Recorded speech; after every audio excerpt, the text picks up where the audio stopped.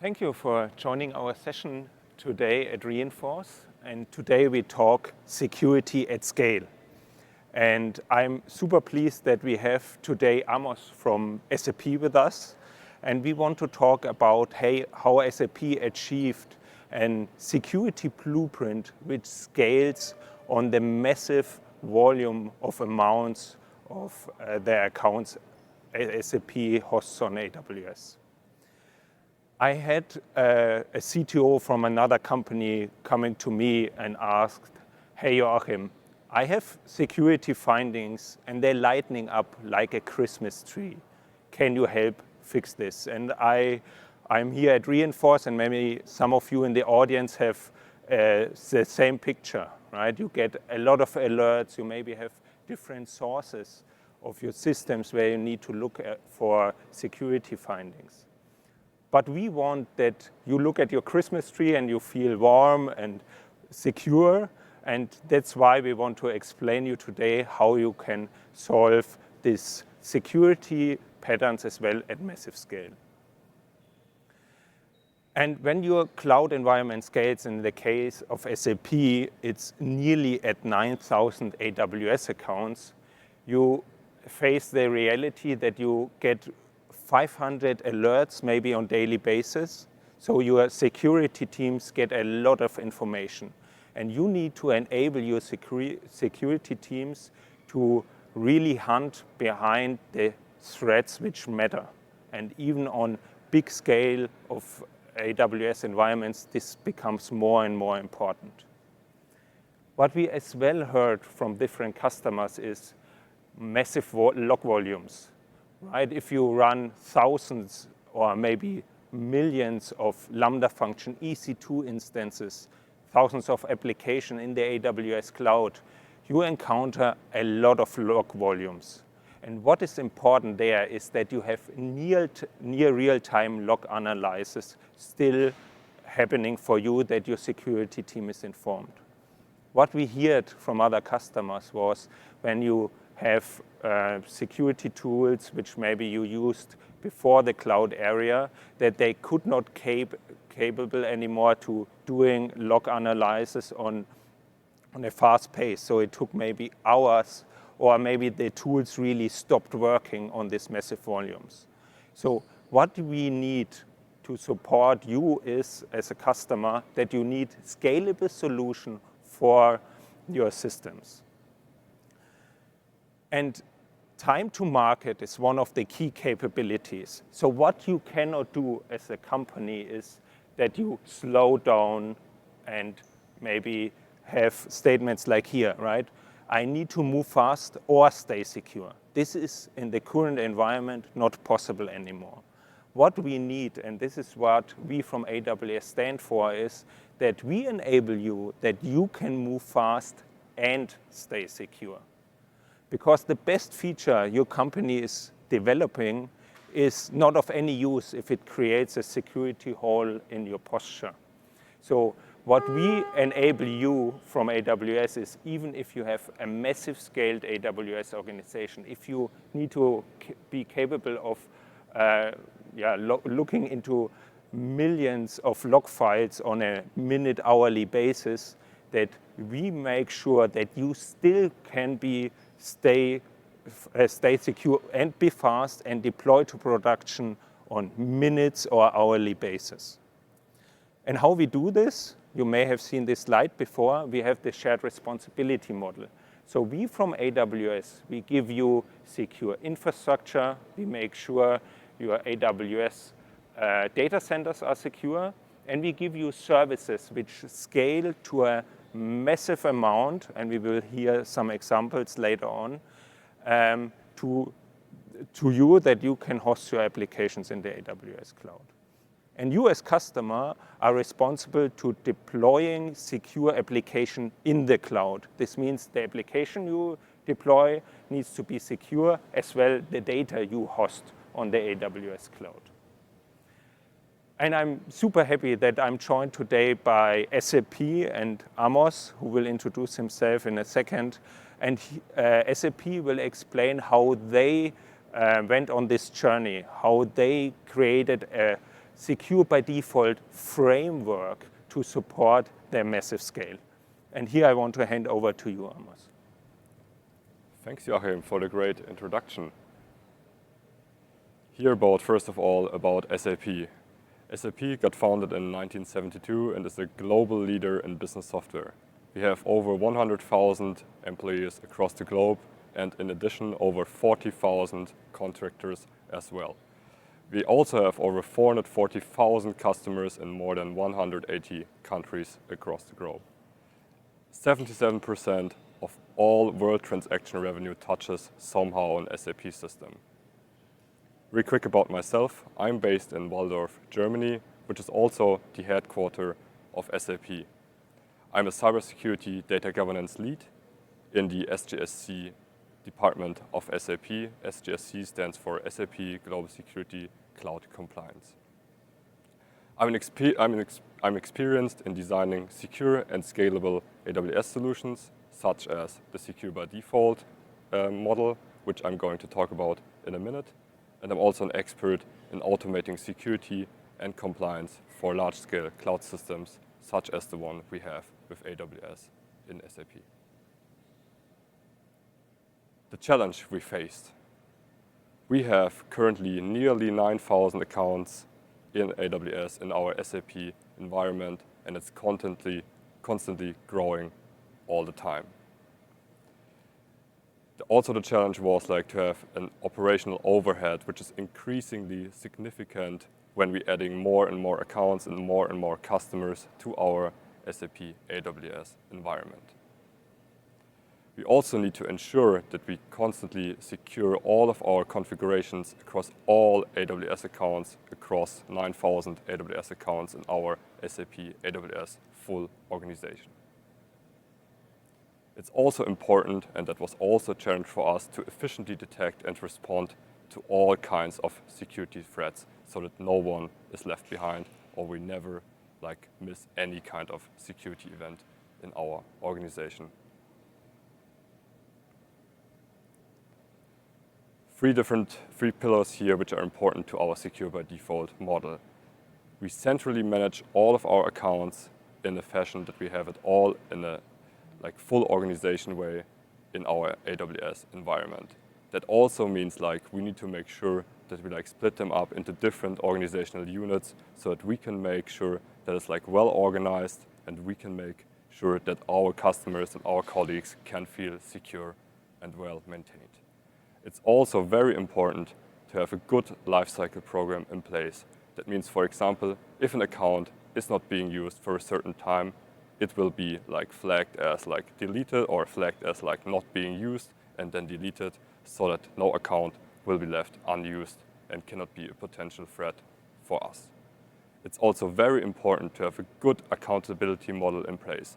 So it means we always know who we need to reach out to in case of a security event, or if, for example, an attacker tries to gain access and security event will get triggered, we know, for example, that we need to reach out to the security officer, which is in the background in our database, which is then being contacted in case of a security event. It's also very important that we have a technical responsible user where we need to reach out to in case, for example, the account is being unused. There's a specific need to reach out to them in case of a security event so that we always know who is accountable for that specific AWS account. In this slide here, you see the chart on the right-hand side. You see in October 2020, we had roughly about 2,000 AWS accounts. Since then, we were growing up to 9,000 AWS accounts at the moment, and it's growing every day as I'm talking here to you. It's also very important to have a good people process in place. That means we need a secure development and a good secure operations team, which can then act on if there's a security event occurring. It's also very important to have a central governance in place. Since I'm part of the data governance team, I can say it's very important to have something and oversight of all of the data governance processes within our AWS accounts. This also means that the process, which ultimately means scale leads to automation, is very important to us so that we can meet our targets and our KPIs, not only for us, but also for our customers of SAP. Also, the automation leads to consistency because since we were scaling that tremendously, as you can see here, 2,000 accounts in 2020 and now nearly 9,000 accounts as of right now, we will not be able to do this without any automation because you cannot scale a security team as we scale with our accounts at the same time. Also, the technology is very important, and I will come to that in a minute.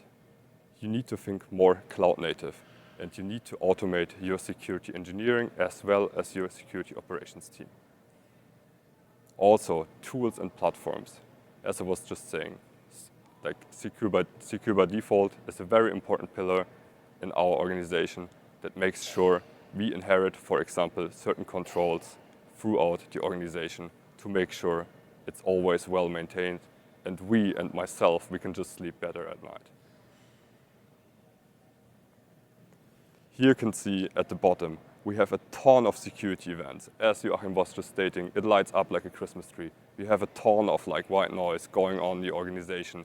As well of us know, like you get like hammered by security events, alert, logs, scans. You cannot keep up with that all the time.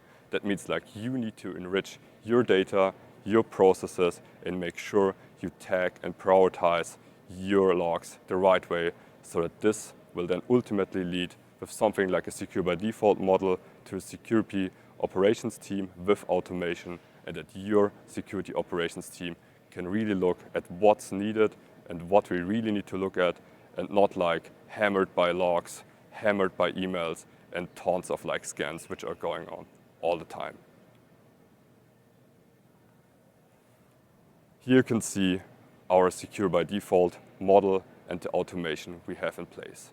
This means like here in the middle you see Orca Security, which has all of our like secure by default controls deployed in.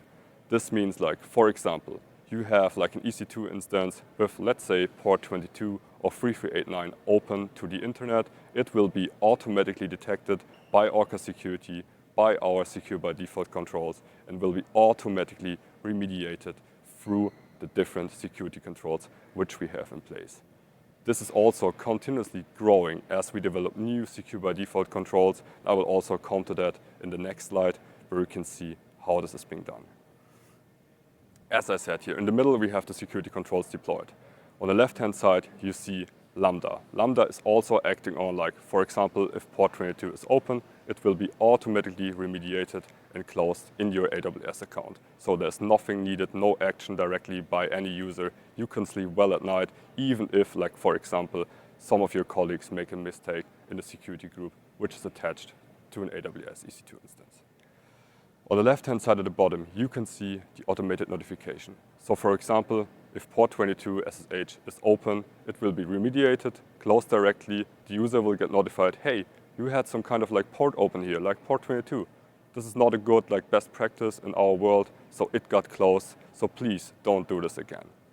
How we do that? We have like an SAP master data cloud database.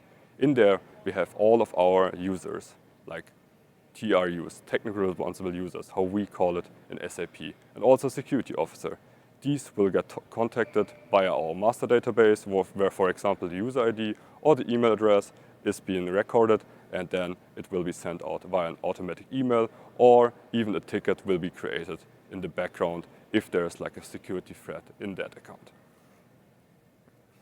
You can see here on the left-hand side on the top, in the right rectangle, this is the AWS cloud where we are working in. In there, you have our SAP AWS full organization. And even in there, you have our SGSC delegated admin. As I was stating, SGSC stands for SAP Global Security Cloud Compliance. This is the team I'm also working in. In that central account, we have here, for example, 3 different pillars. AWS CloudTrail, which is also inherited throughout the organization to make sure no attacker, no intruder can manipulate or tamper around with our CloudTrail API logging. We also have Amazon GuardDuty enabled through the organization. This means like when an account will get created, you have directly Amazon GuardDuty with the base protection, with different other protections directly enabled with it so that you can feel secure right from the beginning on. We also have our S3 bucket for all kind of like audit logging and audit trails in there. So AWS CloudTrail sends it to a central bucket from all of our accounts within our SAP AWS full organization. This then leads to Cribble. Cribble is our main Cribble stream, our main way to our SIEM Splunk environment, which will then be recorded in there so that our colleagues, our detection team, can write use cases tailored on the different detections, and they can react directly on there. The users, SAP colleagues, customers, can then directly go into the Splunk system, SIEM, in there, see raw logs, or even see the triggered events which are in there. And on the right-hand side, you see the AWS account users. They have access to Orca Security to see, for example, if there was any kind of vulnerability in their account in Orca Security, or directly see the alert which got sent via email, which I will also come in a minute, and then look into Splunk to see, for example, the raw event, or if, like, for example, in that account, another event occurred, to see what else was going on there. As I was stating, in our secure by default model, we often get asked like, hey, how do you develop new security controls without disrupting your business? We do that with different deployment rings here. Deployment ring means we have, like, for example, here in deployment ring 1, our team is developing a new security control. So, for example, another port which is known for, let's say, Bitcoin mining, is out there in the public.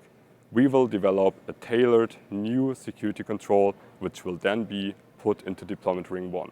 So we have different departments within SAP.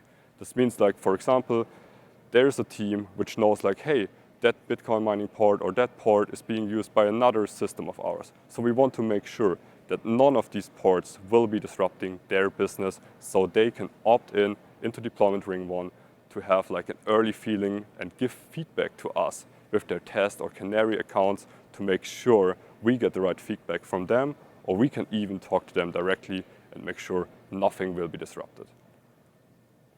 This will go on for 2 weeks. After 2 additional weeks, and there was feedback collected, we maybe changed the control a bit here and there, we will target even a broader range of accounts, so non-production accounts normally. You can flag your account in the SAP master database for, like, deployment ring 1, and automatically you will get the deployment ring 2 security controls directly to your account inherited by the organization. This will again go on for 2 additional weeks and then lead into deployment ring 3. In deployment ring 3, we target even a broader range of accounts to gather more feedback from colleagues or our account users and have this deployed primarily for pre-production accounts. After these 2 weeks, we will then target all production accounts, so all accounts no matter what in our SAP AWS full organization, and then deploy it, like, live to all accounts throughout the org.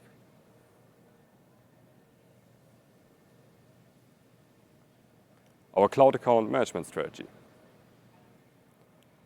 For us, it's very important to have all AWS SAP accounts within our full organization. This gives us a lot of possibilities to manage it in a central fashion and not just, like, go into every account again and need to, like, deploy stuff all over the place, so we can inherit it through the account master and then top down through the organization.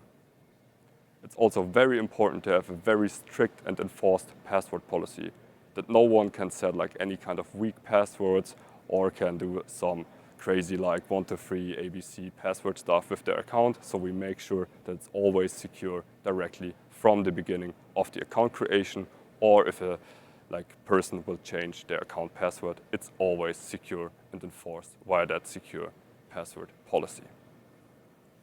We also make sure that we have, like, the MFA enforced for all account users. So if you don't have MFA activated for a user, you will not see anything. You will just get errors all over the place, no matter what you're trying to do, unless you have MFA activated.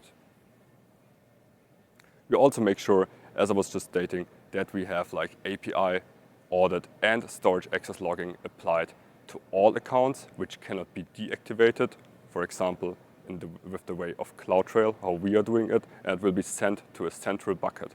With that, we make sure even if an attacker got into one of your accounts, you will still get all the API and storage access logs through the organization sent to our SAP SGSC delegated admin account. We also make sure that we collect these logs, as I was just saying, centrally via our Cribble and into our SIEM, which is Splunk in our kind of way in SAP. We also make sure that we enforce like blocklisted ports and they're not exposed to the internet. As I was saying, port 22, for example, also 3389, like RDP, or known ports which are used for potential Bitcoin mining. We also make sure that no block storage or storage bucket or snapshot can be made public. So for example, if you're trying to attach an EBS volume to your instance, like EC2, you cannot do this when it's not like completely like encrypted, and it will not be possible like in that kind of fashion for an instance or even for a storage bucket. So if you try to make it like public, it will not be even possible to hit the save button in your AWS account. And the same stands also for snapshots. It's also very important, as I was saying, to have like encrypted block storage. So if you try to have like an unencrypted block storage, unencrypted bucket, you will not be able to even save that without getting like an error message, or it will directly change back with one of our secure by default controls. Our security baseline. 3 pillars. It's important to have all accounts managed automatically within our SAP AWS organization. This makes it easier to react on potential security threats, to manage better our OU structure, organization structure within our SAP AWS accounts, and also makes it easier for the colleagues to react or switch to different accounts within our organization if needed. It's also important to centralize it on an enterprise grade, as we are in such a large scale, regardless of the business unit. So we don't differentiate between our departments of business units. We all have this in one big umbrella within our organization. And here, the third pillar, we have different line of businesses. They sometimes have different needs. For example, they want to secure their systems like because of a special need in a special way. So we talk to them directly to make sure we hear them, talk to them, and then maybe develop a tailored secure by default control just for their organization unit or for their department. But you cannot prioritize your way out of scale. As I was just showing, like we had like 2020, we had 2,000 accounts. Now we have like nearly 9,000 accounts and growing every day. You can see here at the bottom the increased volume of security events. Above there, like you have a lot of security events. As Joachim was saying, it lights up like a Christmas tree for a lot of us. You have like alerts, logs, all different kinds of like maybe emails, maybe other things going around. So you need to enrich, put it in the right context, and also then prioritize the right way. This is helping us a lot with the help of AWS and also with the automation we have with some kind of our secure by default controls, as well as cloud native tools, which are provided from AWS directly. And this also then leads to like funnel it better to our security operations team, so they can make sure they focus on the core business and don't have like all the stuff running around their heads, increasing emails, increasing logs, increasing tickets, so they can really focus on what they need to. Here you can see it even better.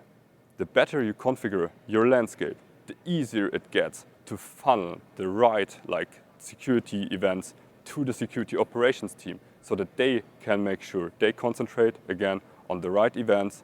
They don't like get disrupted by like some kind of like noise going around. So you can make sure you configure your landscape the right way. It's also very important that you reconsider like what kind of tooling and services you have in place, so that they can provide like the tools and services a high value to your organization, so that you can make sure you're secure, you can sleep better at night, our customers can sleep better at night, and even myself and the security operations team. How SAP is handling root user credentials. I got asked a lot like, how do you deal with like root user credentials? We never ever hand out root user credentials never to any user, never to any SAP customer, to any user, any employee, not even myself. I cannot see any of your root user accounts, like even if you're like screaming at me, shouting at me, I will never hand anything like that out because I don't even have access to it. The only thing is like we have a special team which only gets in there if there's like a special need. This normally never happens, even not 1%. So to make sure you handle your specific accounts or your root user the right way so that no one can even see your root user or can get in there. It's also very important that tasks are exclusively performed through IAM roles so that no one needs to like jump into different like accounts with different users, so that you do this via IAM roles, which is also the best practice and how we also do it in SAP. Security and compliance. It's also very important that you centrally manage and ensure strong security and auditability. For example, that you know who's sitting behind every SAP AWS account, and you can make sure you always have a point of contact to reach out to in case of any kind of security event or any kind of attacker trying to manipulate your account, or if the account is being unused for a specific period, you know who to reach out to and say, hey, maybe you don't need that account anymore. It could be a potential security threat for us. Maybe think about getting rid of it. So that's the security and a strong security and auditability part of our security and compliance. I get often asked a lot like how we are going to build up security expertise within SAP.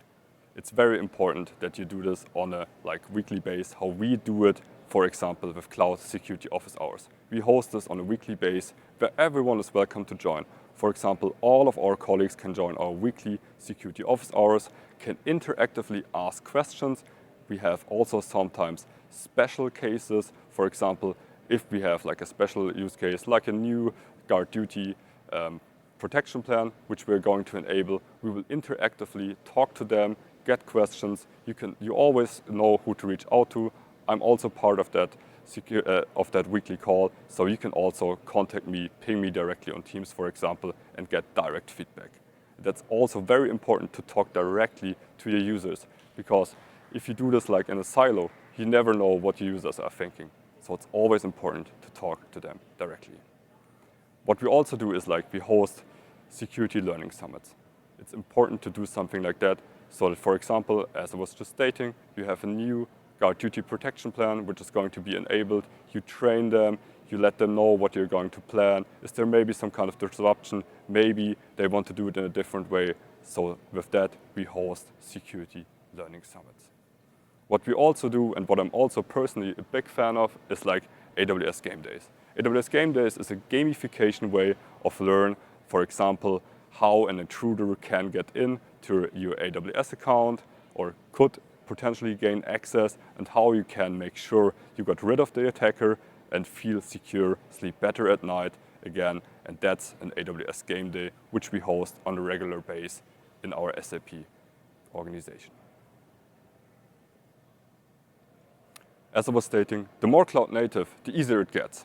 It's very important to think cloud native, to adopt a cloud native mindset, to make sure you reconsider your tool stack.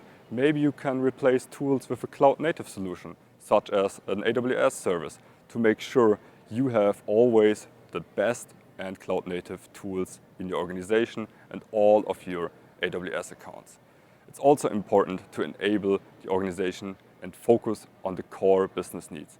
As I was stating, to funnel the security events and to make sure your security operations team, for example, can concentrate on the right events and don't have to look around through a ton of backlog items, through a ton of emails, and make sure it's well organized and enabled throughout the organization.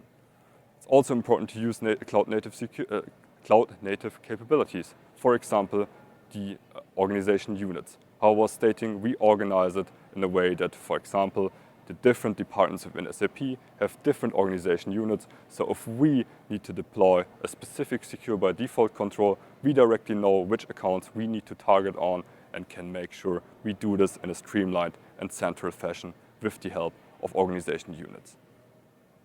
It's also important to reconsider this tool stack. As we're stating, maybe you can replace stuff with a cloud-native tool. Always challenge yourself. Make sure you reconsider it, because hackers, they don't care. Like, it's very important to reconsider your tool stack all the time. And also continue your path to zero trust. Zero trust is very important. You have a strong identity like IAM, as I was stating, MFA enabled by default, or even a strong password policy for all your accounts to make sure you are secure by default and have a good, like, secure by default way and path to zero trust.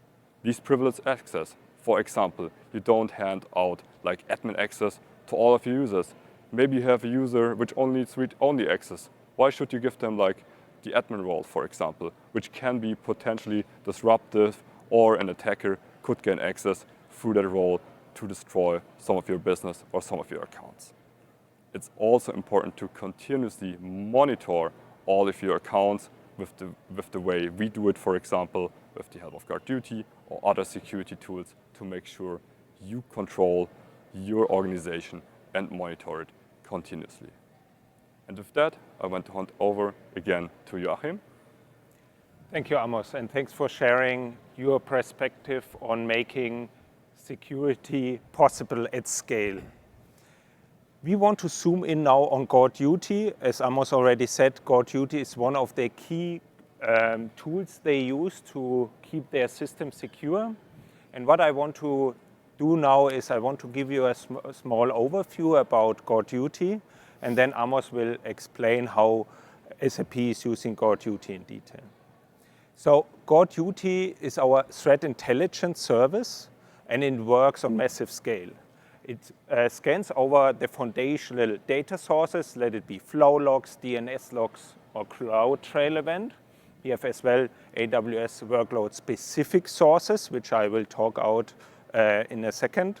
And all this information is then used for security analysis. We have an ML system in place, we have threat intelligence in place to alert you if something specifically is happening in your AWS accounts across your complete organization. And what you then can do with this, we heard it multiple times, that automation is essential. So you could use EventBridge to automatically trigger remediations. You can pass it through to Security Hub to monitor your system and maybe do audits against your environment. Or you can use Amazon Detective to future analyze certain findings. How this works under the hood. And I want to explain a bit about how the inner functionality of GuardDuty and what we do with it. We have, for example, Mistra, and this is one of the big capabilities we have at AWS, that we have billions of nodes and edges out in the internet which are scanning for malicious domains. And we're storing these malicious domains in a big database. And when one of your EC2 instances is then talking to some of these malicious domains, we alert you with GuardDuty. We have a medpot in place, which is a big honeypot in the internet where we simulate certain workloads. Let it be, for example, a MySQL database, an entry point, but as well we simulate then with some fake data a complete database. Why we do this? Because we want to understand how bad actors work. We want to understand the behavior of bad actors in the internet, fool this into our threat detection service, that you benefit from it, and that we really can tell you about how bad actors in the internet act, and that if it's maybe replicated in your environment, you get these alerts. And it's made for massive scale. We heard it already from SAP. Another example we have with data is last year's Prime Day. Maybe you shopped on Prime Day, I did as well for my family.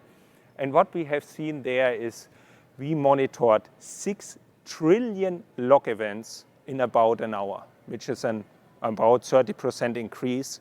And this underlines how GuardDuty is capable to supporting your organization on massive scale. I want to talk about a new feature we launched on reInvent. And this is GuardDuty Extended Threat Detection. As we heard already, for high-scaled, large-scale companies, it's super important to that the security operations team focus on the right topics. With Extended Threat Detection, we give you now a critical alert when something is happening on your environment. Why critical? Because we have seen different signals from your behaviors in your log files, and we then can most probably say something really suspicious is going on. Your security team needs to look there. So I'll give you an example. So for example, we see that there is a compromised AWS access key. Then this access key is used to log into an EC2 instance. And then from this EC2 instance, a S3 bucket is encrypted or some files are copied out. So there, with the sequence we learned, for example, from our MEDPOD of bad actors, we can then say with high confidence, hey, here's something really severe going on. Please look at this. We have as well the AWS workload protection, and some of them as well in use by SAP. For example, we have certain S3 protections, for example, for malware, where we scan for malware software in millions of your S3 buckets if you have them, or on volumes of EBS volumes. We have an EKS protection plan, and if you have run hundreds or even thousands of EKS clusters, it produces a lot of log files. We are looking into these log files, and if something specific is going on, what we think could be a threat, we alert you on this. As well, RDS protection. For all your databases, when we see login attempts, which are maybe in 1 minute, we got a brute force of 50 times someone tries to log in and one was successful, we alert you on this. And I think a very powerful thing is the runtime monitoring, where you install an agent on an EC2 instance, and then we really look on processes in this EC2 instance, if a process is doing something what it should not be the case. So all these workload protection plans you can select based on the workload you have in your company, let it be EC2 focused or Lambda focused, and we get you covered there with GuardDuty workload protections. And with this, I want to hand over to Amos again, and he explains how SAP is using GuardDuty in detail. Thanks again, Joachim. So I want to tell you how we are using Amazon GuardDuty in our SAP landscape. Here on the right-hand side, you see like a finding. I know it's very small, but I can quickly explain what you're seeing here. On the top, you see like it was a potential credential compromise with an assume admin role here in one of our accounts and got indicated by the different actions with a MITRE ATT&CK framework. You also see here like the mapping of the MITRE ATT&CK framework in the middle of the screen, and also at the bottom you see the different tactics which MITRE triggered in that case. You also see here the different signals, the overview, for example, the finding ID, the finding type from GuardDuty, and also in which region it occurred and in which account, in this case a sample account, since it's a sample alert here generated. You also see, if you would click on the resources, what kind of resources were affected in that finding and in which account it occurred.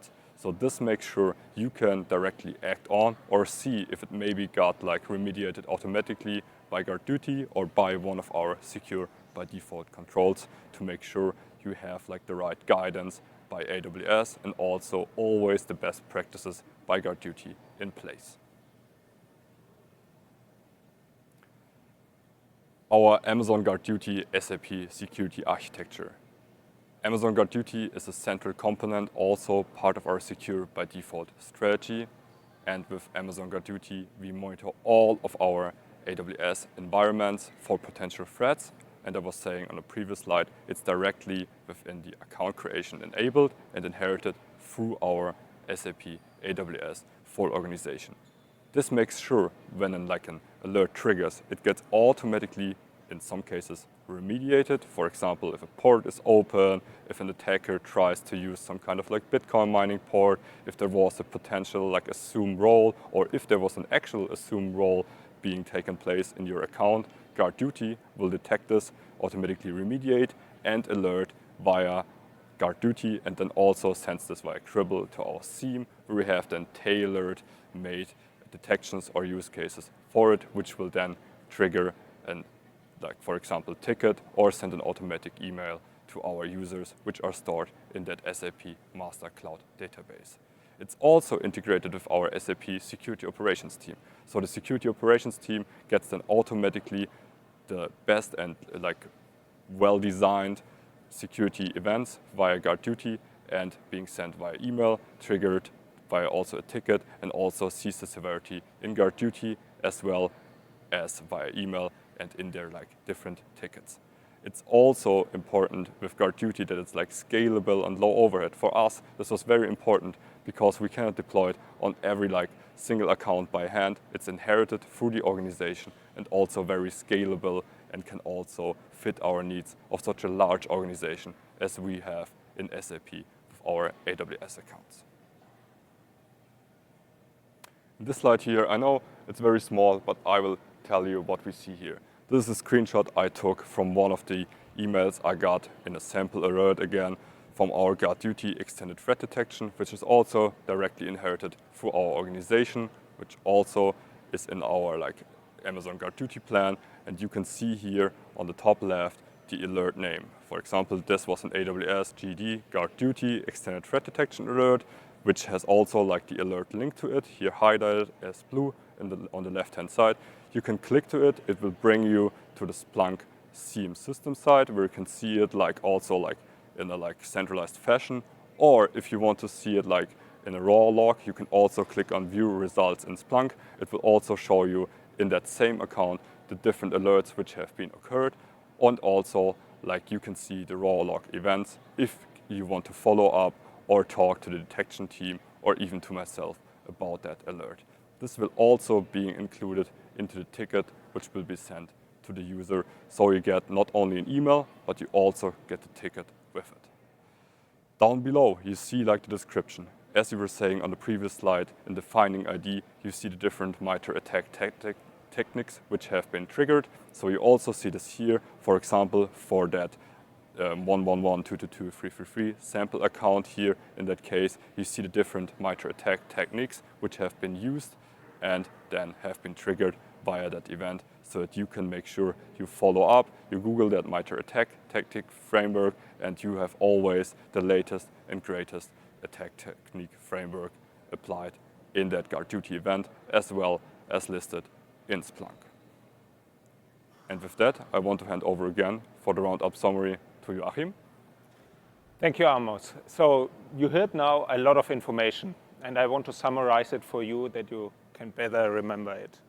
And I really like this statement, and it's super relevant and important for security at scale. Jeff Bezos said once, good attention don't work, mechanisms do. Think about how many hundreds or thousands of builders or people you have in your organization touching your AWS environments. And we are all humans. We all make mistakes, right?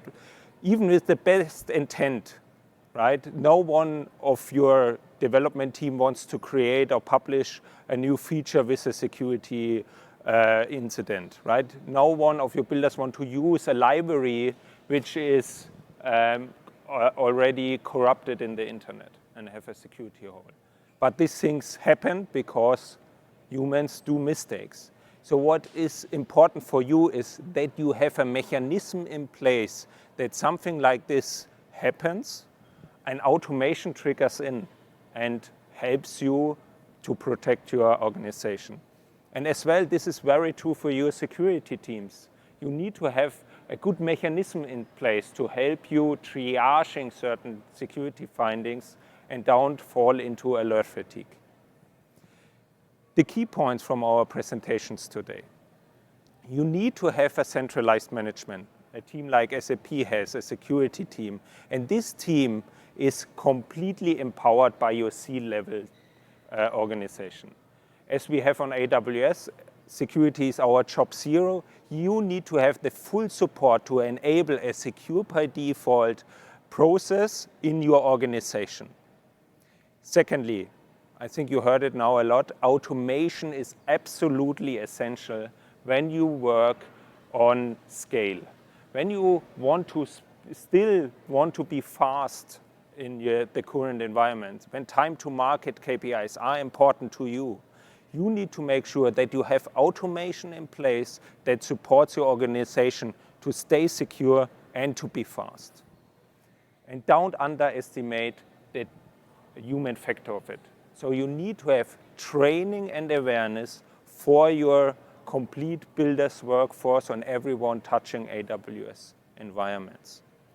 And I really liked when you said it, as more cloud native it gets, the easier it is. We support you with serverless, high-scale services like GuardDuty, like Security Hub, which enables your security teams and your organization to stay secure and to be fast, even with massive log volumes you have and massive amounts of AWS accounts. And most important is you're not alone on this. As SAP reached out to the AWS account team and asked for help to implement this kind of features, right? We want to sit with you in the boat, ask your AWS account team, go on the Reinforce session, talk to the security experts. We want to sit with you. We want to win the race with you on security against the bad actors out there. And we shared now a lot of information with you.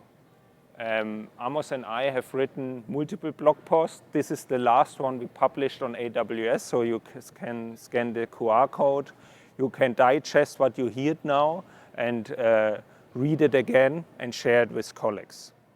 But before I end, I want to have some questions addressed to you, Amos, which are maybe here from the audience. So the first question would be, what are the default guardrails you use when you at SAP create an account? Yeah, thanks, Joachim.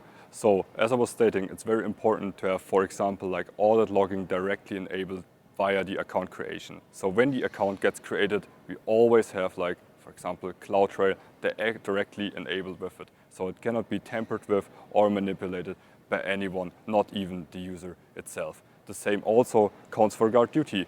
So for example, if the account gets created, you have the base protection and several other protection plans directly enabled with your account so that you and your users can feel secure. Second question, and we want to talk a bit about the human factor, right? With over or almost 9,000 accounts, you have a lot of builders out there in your organization. What was the biggest challenge to share security knowledge within your organization and how you overcome it? Yeah, so it's always important that we listen to users. So that's how we do it is like we host these weekly security office hours. We have like different things like AWS game days, special like topics in the security office hours so that everyone is being heard and we also get the feedback directly from our users and colleagues. Okay, a more direct technical question. Do you still have enabled network flow logs for all your 9,000 AWS accounts?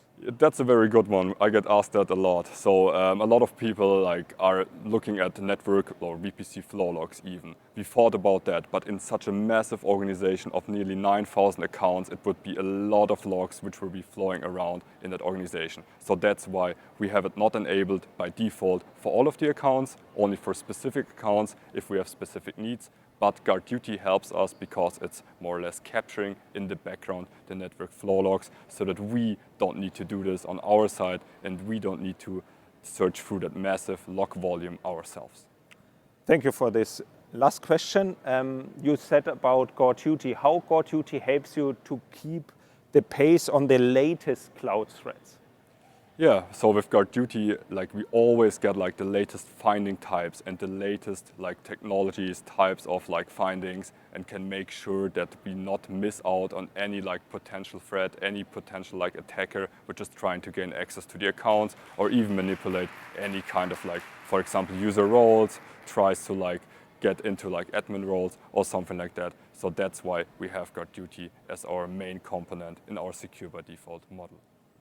Thank you for this, Amos. And this is the end of our session. I hope we could share a bit how SAP has established a secure by default blueprint to make their organization secure, and the same you can do for your organization. Thank you so much.